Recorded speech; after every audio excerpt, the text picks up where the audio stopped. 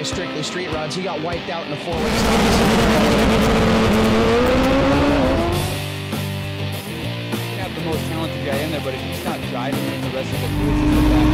Drives the truck, drives the car, he flies the plane. Did you get paid 3 times? No. This show, top 5 in America.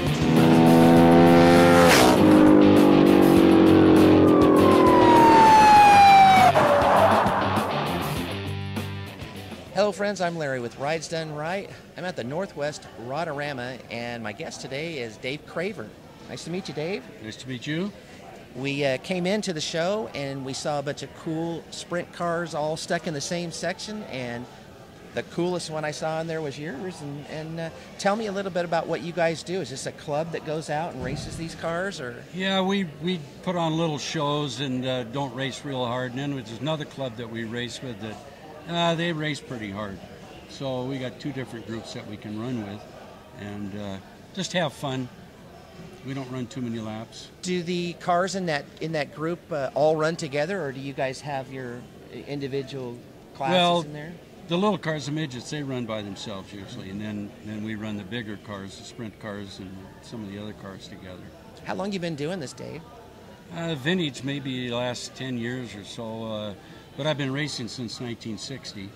1960, man, you got yourself a resume there. Yeah. How do you compare racing early on, when I bet you were probably racing for trophies and all that, compared to going into vintage, where the mindset is different? You want to keep your car together. You're not trying to aggressively ruin it. How do you find the difference? Well, yeah, and of course, back then we actually ran for money, not too much, but yeah, we don't want to wreck our cars or get hurt.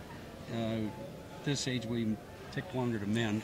Amen. But yeah, there was a lot more action in the old days. Started out in the Ford coupes and modified coupes. And have you been in this genre most of your racing career, which would be these the oval tracks?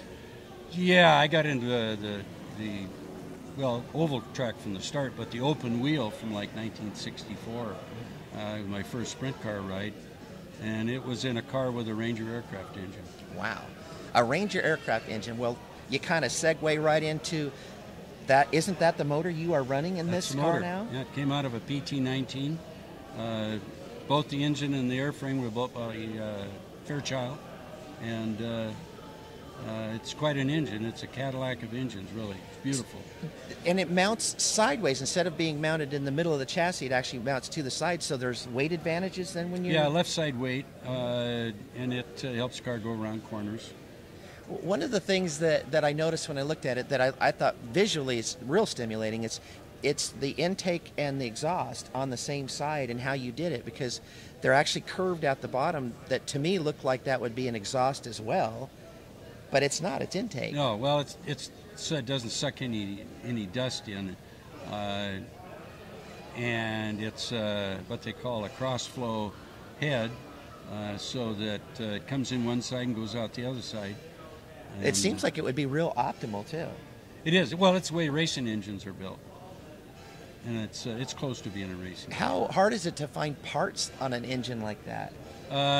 Most of the parts they don't make, or aren't available. So you buy an old engine, take it apart, and use all the used parts, which the bottom end, the crankshaft and bearings, usually in very, very good condition. Wow.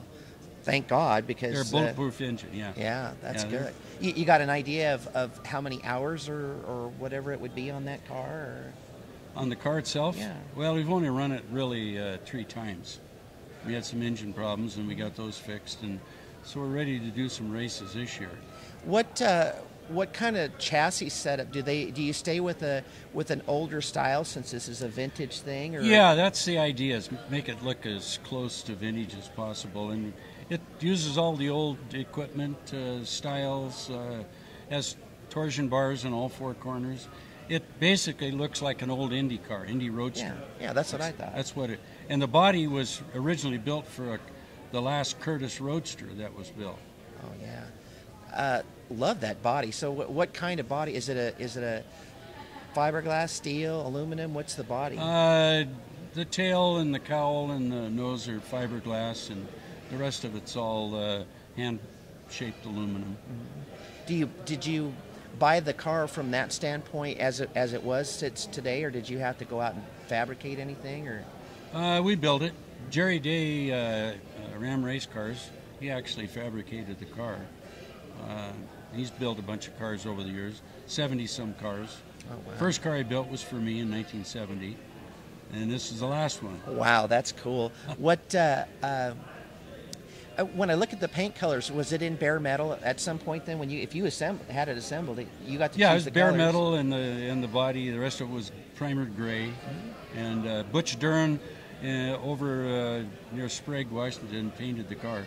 He does all the fancy paint jobs. Did you feed him some kind of design and say, I want to do it like this or that, or colors, or did he? We just kind of said orange and silver, and you can go from there, and he did. Well, you must be pleased, because I know when I looked at the car, I think it's beautiful. Yeah, it is beautiful.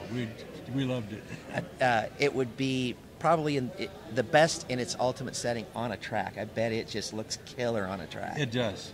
It does. You get a lot of people coming up to you when you're at the track and, kind of salivating over it. And they say, what is it? Yeah. Is it mostly about the engine, though? Because that was what blew me away. Yeah, quite a bit. There's quite a few cars with the similar design, Roadster style, offset cockpit and offset engines. How long you plan on continuing this, Dave, going out there and racing in the vintage? Well, this car for a couple years probably, and then we'll see what happens after that. Well, that sounds good. Well, enjoy it, and I hope it all works out great for you, and you keep having fun. Thanks for meeting you. I'm having way too much fun for a guy 75. I'll tell you. I'd say such. I want to be you. We'll see you next time.